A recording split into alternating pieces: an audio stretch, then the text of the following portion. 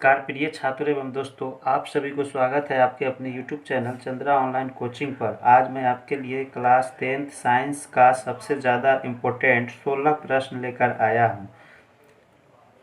मैंने आपके लिए सभी क्वेश्चन सिलेक्टेड लिए हैं और वही क्वेश्चन लिए हैं जो क्वेश्चन आपके राज्य के बोर्ड एग्ज़ाम के लिए काफ़ी इम्पोर्टेंट हो सकते हैं। प्रिय छात्रों, अगर आप भारत के किसी भी राज्य के क्लास 10th के हिंदी माध्यम के छात्र हो और आप एग्ज़ाम की तैयारी कर रहे हो, यह वीडियो आपके लिए काफ़ी इम्पोर्टेंट रहने वाला है। तो मेरा पहला प्रश्न है, कच्चा फल पकाने के लिए किस गैस का इस्तेमाल किया जाता है। मेरा पहला प्रश्न है, कच्चा फल को पकाने के लिए किस गैस का इस्तेमाल किया जाता है। तो यहाँ 4 ऑप्शन है, ethylene, nitrous oxide, oxygen, chloropicrin. तो 4 ऑप्शन है। कच्चा फल जो होता है, जो समय से पहले हम पकाना शुरू कर देते हैं, उसके लिए गैस का इस्तेमाल करते हैं, तो इसको हम एथिलीन गैस कहते हैं। ऐसे इसको हम कार्बाइड भी बोलते हैं, कार्बाइड, लेकिन एथिलीन है। इसका अणुसूत्र होता है C2H4। ऑक्सीजन का आणविक सूत्र O2 होता है। नाइट्रस ऑक्साइड का अणुसूत्र N2O होता है। क्लोरोपिक्रीन जो होता है, इसका अणुसूत्र CCl3NO2 होता है। अब अलग अलग इस्तेमाल है, इसको हम कच्चा फल के लिए इस्तेमाल करते हैं।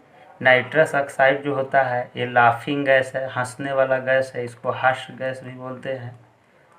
हास्य गैस यानी हंसने वाला गैस। ये जो है अश्रु गैस है, अश्रु गैस है। दूसरा प्रश्न मेरा है, विश्व पर्यावरण दिवस कब मनाया जाता है। प्रश्न संख्या 2 है। तो यहाँ 4 ऑप्शन है, 28 फरवरी, 5 जून, 8 मार्च, 11 जुलाई। तो विश्व पर्यावरण दिवस कब मनाया जाता है, तो 5 जून को मनाया जाता है। तो ये 28 फरवरी को क्या मनाया जाता है, तो इसको विज्ञान दिवस मनाया जाता है। विज्ञान दिवस। विज्ञान दिवस। 8 मार्च को विश्व महिला दिवस, विश्व महिला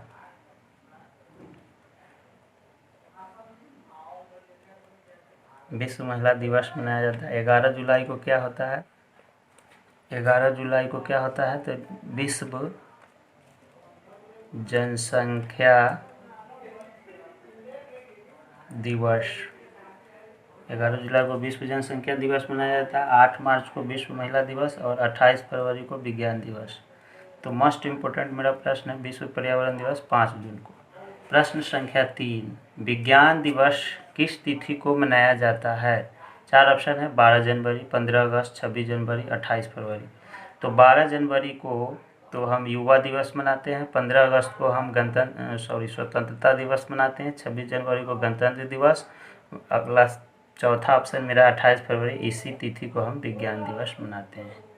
विज्ञान दिवस किस तिथि को, तो 28 फरवरी को। क्यों मनाते हैं 28 फरवरी से, क्योंकि 28 फरवरी 1928 ईस्वी को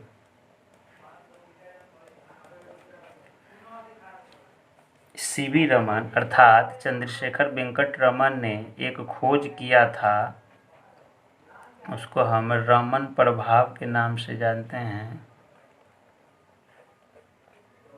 रमन प्रभाव के नाम से जानते हैं। और जो है विज्ञान थे चंद्रशेखर वेंकट रमन, उन्होंने 28 फरवरी 1928 को खोज किए थे। लेकिन यह जो हाइलाइट्स कब हुआ था, 28 फरवरी 1930 ईस्वी को।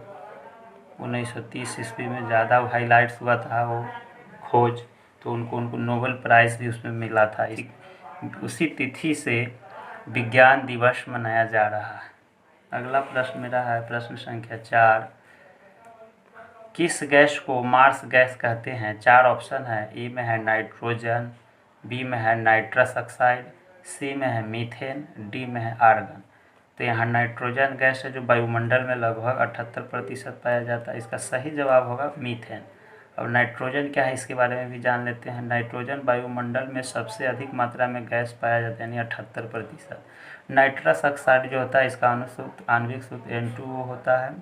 इसको हम लाफिंग गैस भी कहते हैं, हास्य गैस, हंसने वाला गैस। अगर यह गैस यहाँ छोड़ दिया जाए तो आप हंसने लगिएगा। आर्गन क्या है, यह अक्रिय गैस है, अक्रिय गैस है।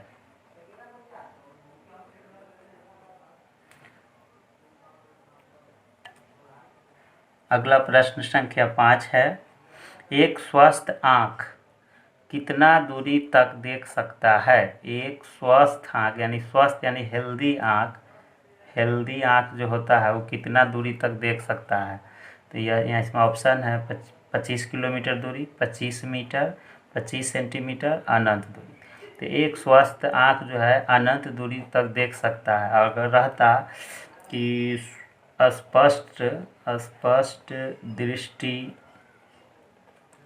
का न्यूनतम दूरी कितना, तो ये हो जाता 25 सेंटीमीटर। प्रश्न संख्या 6 है, एक अनैच्छिक क्रिया का उदाहरण है। ऑप्शन ए में है बोलना, बी में है खाना, सी में है दौड़ना, डी में है शोषण करना। तो यहाँ 4 ऑप्शन है। तो अनैच्छिक का अर्थ होता है कि इच्छा के विपरीत, न चाहते हुए भी, इच्छा के नहीं चाहते हुए वह क्रिया हो जाना अनैच्छिक क्रिया कहलाता है। ऐच्छिक क्रिया है कि इच्छा के अनुसार होता है, तो उसे इच्छा के अनुसार होता है, उससे ऐच्छिक क्रिया बोलते हैं। अनैच्छिक क्रिया जो इच्छा के अनुसार नहीं होता, अपने आप होता। तो बोलना क्या है, हम कब बोलते हैं, जब इच्छा होता है हमको तो बोलते हैं। खाना कब खाते हैं, जब हमको इच्छा होता है। दौड़ना कब, दौड़ते कब है, जब हमको इच्छा होता है। तो ये सब इच्छा के अनुरूप होता है। लेकिन शोषण करना यानी सांस लेना आपके इच्छा के अनुसार नहीं है। आपको मन होगा तो शोषण क्रिया कीजिएगा, मन होगा तो नहीं कीजिएगा। शोषण क्रिया ऑटोमेटिक होता है। चाहे भोजन का पचना, जो सही जवाब इसका होगा शोषण क्रिया, या भोजन का पचना, भोजन का पचना। भोजन, अगर भोजन आप कर लेते हैं तो कभी सोचते हैं कि हमारा भोजन अंदर पच रहा है या अथवा नहीं। तो भोजन भी क्या है, अनैच्छिक क्रिया है। शोषण करना क्या है, अनैच्छिक क्रिया है। बोलना इच्छा के अनुसार है, खाना इच्छा के अनुसार होता है, दौड़ना इच्छा के अनुसार होता है, सोना इच्छा के अनुसार होता है। ये सब इच्छा के अनुसार होता है, उसको ऐच्छिक क्रिया कहते हैं। और जो बिना इच्छा के विपरीत हो उन्हें अनैच्छिक क्रिया कहते हैं। तो अगला प्रश्न संख्या मेरा 7 है, जब श्वेत प्रकाश किसी प्रिज्म से होकर गुजरता है तो वह कितने रंगों में विभक्त हो जाते हैं। तो श्वेत प्रकाश यानी प्रकाश जो होता है यानी उजला प्रकाश होता है, और जब उसको हम प्रिज्म से गुजारते हैं तो वह जो है 7 रंगों में विभक्त हो जाते हैं। यह श्वेत प्रकाश इसमें गुजारिए, ये हो गया श्वेत प्रकाश। अब यहाँ ये 7 रंग में विभक्त हो जाएगा। 7 रंग में अगर विभक्त हो जाता है, यही है 7 रंग में है जो इसको एक स्पेक्ट्रम पर प्राप्त करते, तो इसका सही जवाब है 7। प्रश्न संख्या है 8, किस विटामिन की कमी से रतौंधी नामक बीमारी होता है। 4 ऑप्शन है, vitamin A, vitamin B, vitamin C, vitamin D. तो यहाँ रतौंधी कब आया है, रतौंधी जो होता है रात में दिखाई नहीं देता है, दिन में दिखाई देता है लेकिन रात में नहीं दिखाई देता है। तो यह जो है विटामिन ए के कारण रतौंधी नामक बीमारी होता है। तो विटामिन ए होता क्या है, हरा साग सब्जी खाने से विटामिन ए पूर्ति रहता है, और लाल सब जितने चीज़ है उसमें विटामिन ए पाया जाता है, हरा साग सब्जी हो सब। तो रतौंधी नामक बीमारी से हम कैसे मुक्ति पा सकते हैं, तो विटामिन ए वाले जो भी चीज़ होंगे, हरा साग सब्जी, उसको खाते रहेंगे तो हमको रतौंधी नहीं होगा। ये आँख से संबंधित बीमारी होता है। अगला प्रश्न है प्रश्न संख्या 9, दूध की शुद्धता किसमें मापी जाती है। दूध की शुद्धता किसमें मापी जाती है। 4 ऑप्शन है, फैदोमीटर, लैक्टोमीटर, थर्मामीटर, एस्फाइग्नोमीटर। आप भी सोचिए इसका सही जवाब क्या होगा।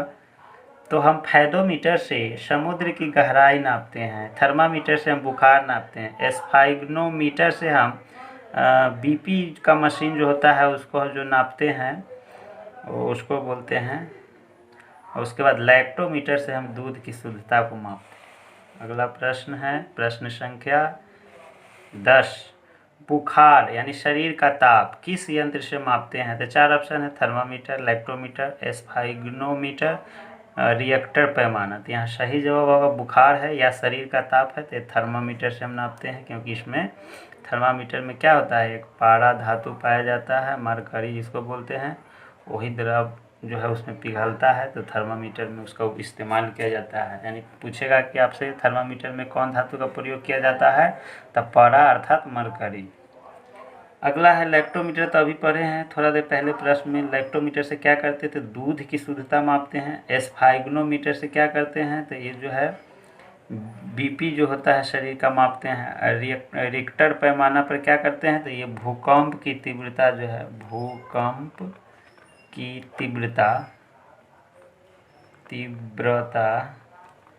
तीव्रता को माप करते हैं।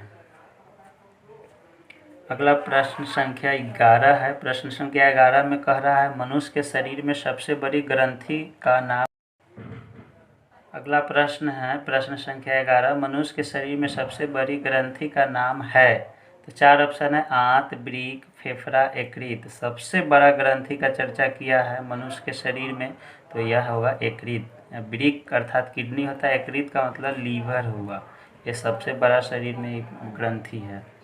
अगला प्रश्न है प्रश्न संख्या 12 है, मनुष्य में कितने क्रोमोसोम यानी गुणसूत्र पाया जाता है? तो यहाँ दिया है 23, 46, 84, 22।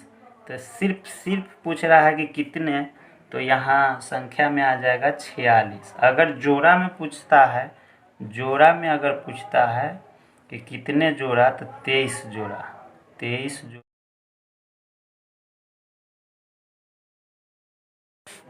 प्रश्न संख्या 13, वायुमंडल में किस गैस का प्रतिशत मात्रा सर्वाधिक है? यहाँ है कार्बन, हाइड्रोजन, नाइट्रोजन, हीलियम।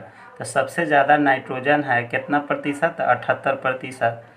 उसके बाद ऑक्सीजन है, तब कार्बन है, हाइड्रोजन, हीलियम, उसके बाद अदर जो है सब गैस है, लेकिन सबसे ज़्यादा 78% वायुमंडल में नाइट्रोजन गैस पाया जाता है। अगला प्रश्न है 14, नवीकरणीय ऊर्जा का एक उदाहरण देते। नवीकरणीय ऊर्जा क्या है, जो बार बार नवीन हो जाता है, कभी खत्म नहीं होगा।